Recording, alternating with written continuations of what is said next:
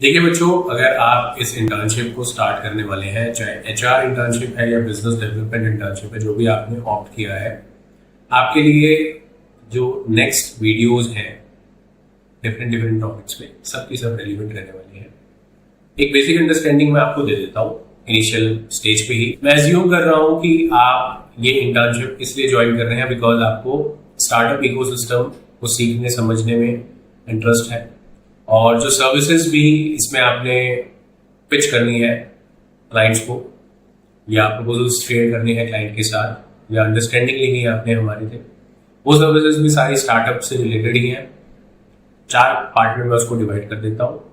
पहला पार्ट है उसका स्टार्टअप इंडिया रजिस्ट्रेशन, दूसरा पार्ट है इनकम टैक्स रिटर्न्स फाइलिंग, तीसरा पार्ट है ROC compliance of a private limited company, and चौथा पार्ट है ROC compliance of a limited liability partnership. अब ये 4 जो सर्विसेज हैं, मैंने सिर्फ 4 सर्विस रखी हैं, सर्विसेज हमारी 150 प्लस है। उसका रीजन है I don't want you to get defocused because focus is very very important. और ये 4 सर्विसेज ऐसी हैं आपके लिए इजी टू अंडरस्टैंड है एंड इजी टू डिस्कस है क्लाइंट के साथ, बिकॉज समझनी आसान होगी, क्लाइंट के साथ डिस्कस करनी आसान होगी, तो देयर आर हाई चांसेस कि आप लर्निंग भी करेंगे और अच्छी खासी अर्निंग भी कर सकते हैं इस इंटर्नशिप के थ्रू।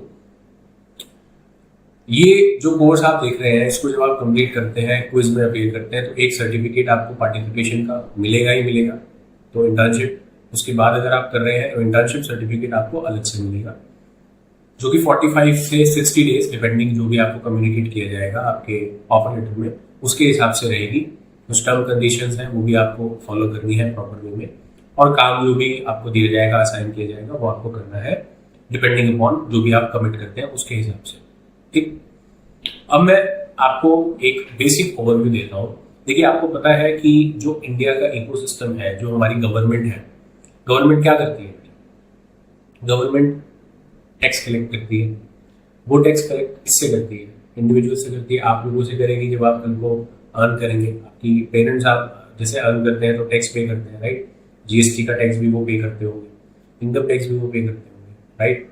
और अगर किसी की कंपनी है आपकी फैमिली में तो वो आरओसी फाइलिंग वगैरह भी करते होंगे, राइट? अब क्या है कि ये सब क्यों होता है? डिपार्टमेंट टैक्स भी ले रहा है प्लस ये फाइलिंग्स और कंप्लायंस भी करा रहा है।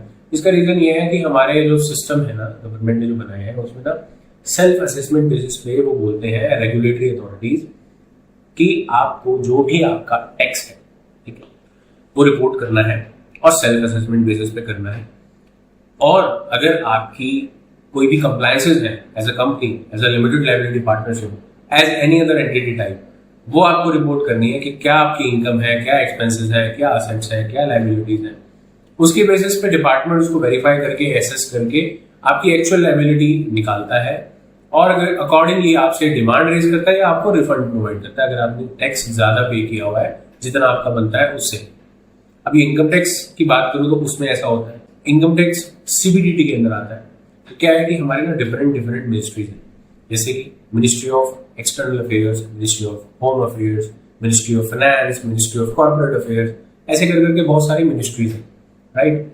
इन सब मिनिस्ट्रीज को बनाने का रीजन ये है कि गवर्नमेंट क्या है कि अगर जेनरिक फोकस करेगी तो कुछ आउटकम नहीं निकलेगा। तो उन्होंने क्या किया, स्पेसिफिक चीजों के लिए, जैसे मिनिस्ट्री ऑफ एमएसएमई बना दिया, ठीक है?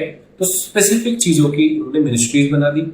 उन मिनिस्ट्रीज का फोकस ये है कि एक तरह की मिनिस्ट्री ये है कि जो फाइनेंस वाले मैटर्स पे फोकस करेगी, दूसरी तरह की मिनिस्ट्री है जो बिजनेस रिलेटेड मैटर्स पे फोकस करेगी, तीसरी है जो होम अफेयर्स पे करेगी, चौथी है जो एक्सटर्नल अफेयर्स पे करेगी।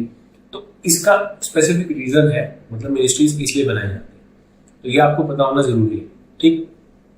अब फाइलिंग, कंप्लायंस और ये सब जो है ना, बिजनेस को रेगुलेट जो करती है, वो ये डिफरेंट डिफरेंट मिनिस्ट्री डिपेंड करता है कि बिजनेस की जो एक्टिविटी है वो क्या है, क्या काम करने वाला है। जैसे एनजीओ है, ठीक है, उसको बाहर से अगर पैसा लेके आना है तो एक एफसीआरए कंप्लायंस होती है, ठीक?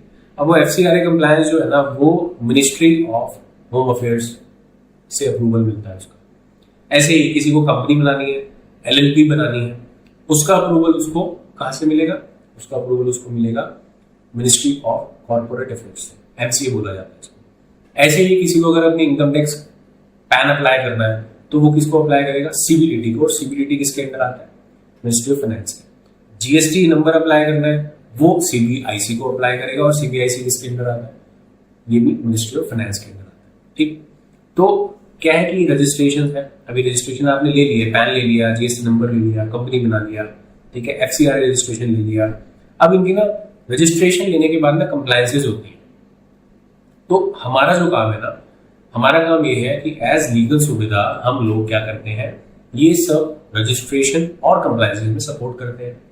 कोई स्टार्टअप है, कोई एंटरप्राइज है, कोई बिजनेस है, उनकी हम इन चीजों में हेल्प करते हैं। ठीक है, और यही नहीं, हम और भी बहुत सारी सर्विस प्रोवाइड करते हैं, बट क्योंकि ये फोकस डिस्कशन होने वाली है आपके और मेरे बीच में, इसलिए मैं अपने आप को डाइग्रेस नहीं करूंगा और फोकस रहेंगे हम इन कंप्लायंसेस और रजिस्ट्रेशन से रिलेटेड मैटर्स में। मैंने जैसे आपको बोला कि 4 तरह की चीजों में हम फोकस करेंगे। Startup India registration, income tax returns, compliance of ROC, which is ROC compliance of a private limited company, ROC compliance of a limited liability partnership। तो आप कॉपी और पेन हाथ में लेके बैठ जाए, नोट करते रहे, ठीक, और नोट करते करते करते करते जब आप क्विज अपीयर करेंगे ना, तो वो नोट्स के आपके काम आएंगे और आप इजीली अपने क्विज को क्रैक कर लेंगे, and then you will be eligible to apply for the internship also. ठीक, सर्टिफिकेट ऑफ पार्टिसिपेशन, जैसे मैंने आपको बोला, पार्टिसिपेशन सर्टिफिकेट आपको ये क्विज अपीयर करके क्लियर करके आपको मिल जाएगा। मिनिमम 80% आपको इसमें स्कोर करना पड़ेगा, और इंटर्नशिप के लिए आप एलिजिबल हो जाएंगे ऑटोमेटिकली। एक स्मॉल इंटरव्यू आपका होगा, निधि या कोई भी हमारी टीम से जो सीनियर होंगे वो आपसे डिस्कशन करेंगे, and then you will be part of the business development internship, जिसमें आप 45 to 60 डेज आगे काम करने वाले हैं हमारे साथ। एंड इस कम्युनिटी का अगर आप हिस्सा बनते हैं तो स्टार्टअप इकोसिस्टम की लर्निंग तो बच्चों आपको होनी ही होनी है, प्लस आप कल को अगर कहीं जॉब में जाते हैं, खुद का बिजनेस करते हैं या कंसल्टेंट बनना चाहते हैं, स्टार्टअप कंसल्टेंट आप खुद भी बन सकते हैं, उन सब चीज़ों में भी आपकी हेल्प होगी। प्लस ये सब जब चीज़ें आप सीखते हैं ना, तो आपको कोई फूल नहीं बना सकता, ठीक है ना। कल को अपना बिजनेस शुरू करेंगे तो आपको कोई बेवकूफ़ नहीं बना सकता, क्योंकि प्राइवेट लिमिटेड कंपनी है, ये सब सर्विस है, आपको इसकी अवेयरनेस हो जाएगी, क्या प्रोसेस है, सिस्टम है, कहाँ अप्लाई होता है, क्या फीस लगती है। डेफिनेटली आपको ये सब चीज़ें बहुत बहुत ज़्यादा काम आने वाली हैं फ्यूचर में, ठीक है। और फाइनेंस, टैक्सेशन, कंप्लायंस की नॉलेज जो है बेटा आपको फ्री में मिल रही है। इंटर्नशिप में आपको लर्निंग के साथ साथ अर्निंग की अपॉर्चुनिटी मिल रही है। आई डोंट थिंक कि इससे बेटर अपॉर्चुनिटी आपको कहीं और मिल पाएगी, ठीक है ना। I am very confident on this कि इस इंटर्नशिप से आपको बहुत ज़्यादा बेनिफिट होने वाला है, ठीक है। चलिए अब नेक्स्ट वीडियो में मिलेंगे हम।